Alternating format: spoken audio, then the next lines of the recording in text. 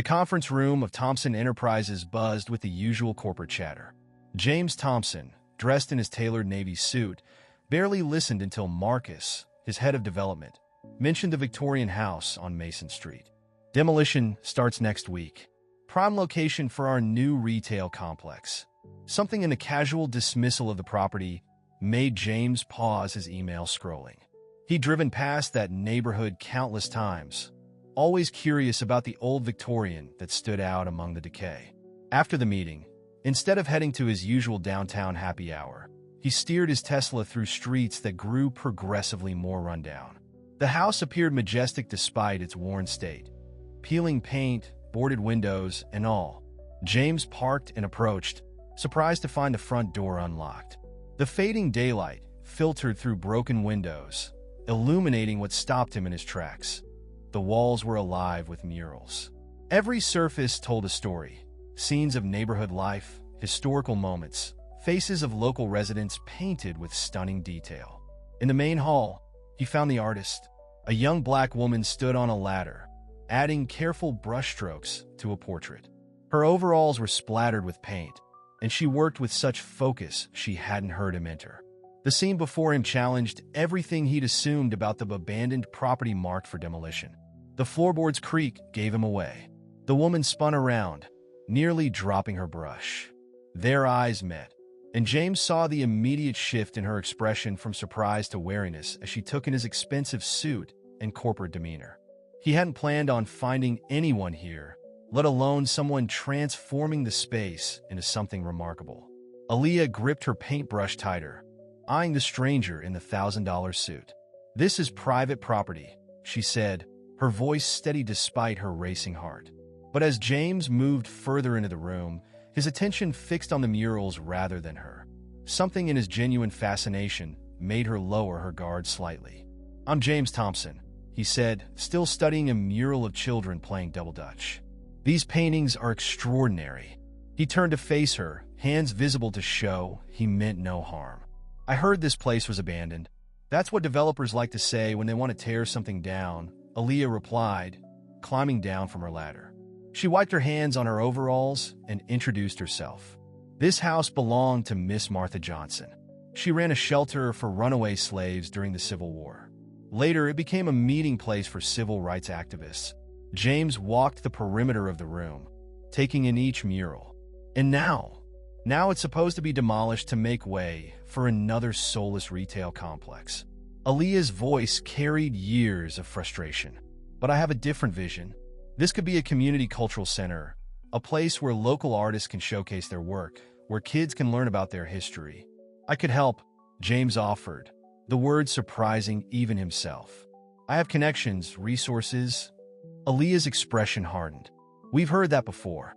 Rich white guys swooping in to save us, then turning around and pricing everyone out of their own neighborhood. That's not what James started, but Aaliyah cut him off. "Look, Mr. Thompson, I appreciate the offer, but this community has been burned too many times. We need allies, not saviors." As James left the house that evening, he couldn't shake the feeling that he'd stumbled. James arrived early the next morning, his Tesla packed with construction supplies. He'd swapped his tailored suit for jeans and a work shirt, determined to prove his commitment through action. The look of surprise on Aaliyah's face when she opened the door was worth the strange looks he'd gotten at the hardware store. "Let me guess. First time buying your own tools?" she asked, noticing the pristine condition of everything he'd brought. "That obvious?" He managed a self-deprecating smile. "But I did hire contractors for my condo renovation. I know enough to be dangerous." Aaliyah inspected the supplies critically before laying down her rules. "Nothing gets changed without my approval. Every repair has to preserve the building's character. And most importantly, this isn't your vanity project." They started with basic repairs, fixing broken windows, reinforcing weak floorboards. James struggled with the physical labor at first, but refused to quit.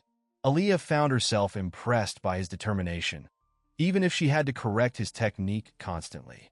As they worked, they fell into an unexpected rhythm.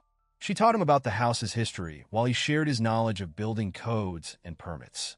Their conversations flowed easier with each passing hour, their initial wariness giving way to cautious respect. By sunset, they'd made noticeable progress on the first floor.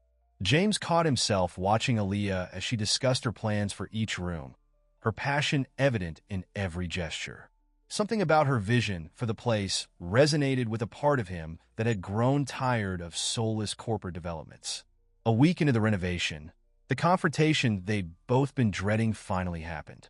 A group of local residents, led by Marcus Washington, a longtime community organizer, gathered outside the Victorian house one morning.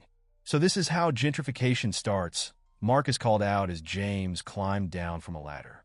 "First comes the white businessman with his help, then come the coffee shops, then the rent hikes."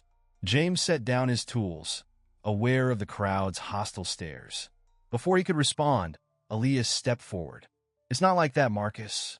James is helping us save the house, not take it over. That's what they always say," someone in the crowd shouted. "Remember what happened on Bergen Street?" The confrontation left both James and Aaliyah shaken. Later, sitting on the front steps, they had their first real conversation about the elephant in the room. "My family expects me to follow in their footsteps," James admitted, loosening his paint-stained collar. "Buy properties, develop them, maximize profit. I've never questioned it until now." Aaliyah nodded, understanding. "And my community expects me to reject any help from someone like you. But we're dying here. Our artists have nowhere to show their work. Our kids have no safe spaces to learn about their heritage. The system's rigged against us, but we're supposed to refuse help on principle." The tension of the morning hung between them, along with the realization that they were both fighting against expectations that threatened to suffocate them. James looked at the house, then back at Aaliyah. "Maybe that's why this matters so much. We're both trying to prove there's another way."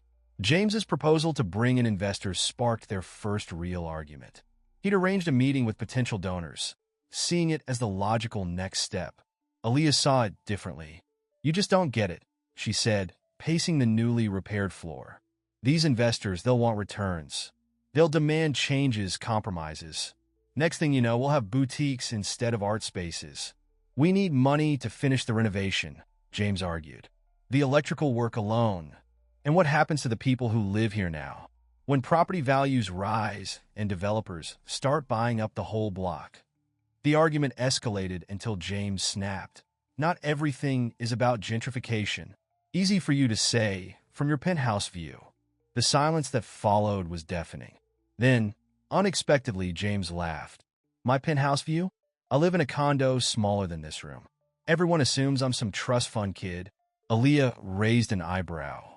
"You're not. Trust fund kids don't usually work 80-hour weeks. I built my company from scratch. My family actually disowned me for not joining their firm." The tension broke. Soon they were both laughing, sharing stories about assumptions people made about them. Aaliyah admitted she came from a middle-class family, not the streets many assumed. Their honesty opened new doors of understanding between them. The art exhibition was Aaliyah's idea, a way to show the community what the cultural center could be. They transformed the first floor into a gallery, displaying works from local artists alongside Aaliyah's murals documenting the neighborhood's history. James kept his promise to bring investors, but with a twist. He'd carefully selected people with track records of supporting community projects. Still, the opening night tension was palpable. Local residents mixed uneasily with potential donors in suits. "This could work," Aaliyah whispered to James, watching a wealthy collector engage in deep discussion with a teenage graffiti artist about his work. But success bred new problems. Marcus Washington arrived with news that developers were already buying up neighboring properties, anticipating a neighborhood renaissance. "See?" he challenged James. "It's starting already." James stepped forward, addressing the crowd that had gathered. "I made some calls this morning," he announced. "My company has purchased the surrounding blocks." Gasps and angry murmurs filled the room. "Not to develop them," he continued, "but to donate them to a community land trust. No one will be displaced. No rents will skyrocket." The room fell silent. Aaliyah stared at him, tears in her eyes. He'd never told her about this plan. "This house, this center, it's just the beginning," James continued.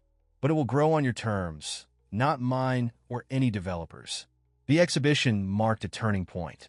While some remained skeptical, most of the community began to see the possibilities. The cultural center wasn't just saved, it was becoming a symbol of how development could serve the community rather than displace it. As the last guest left, Aaliyah and James stood in front of her latest mural, a scene of the house surrounded by people of all backgrounds, working together. "Thank you," she said simply, "for proving me wrong about you." James looked at the mural, then at her. "Thank you for showing me a better way to build something that matters."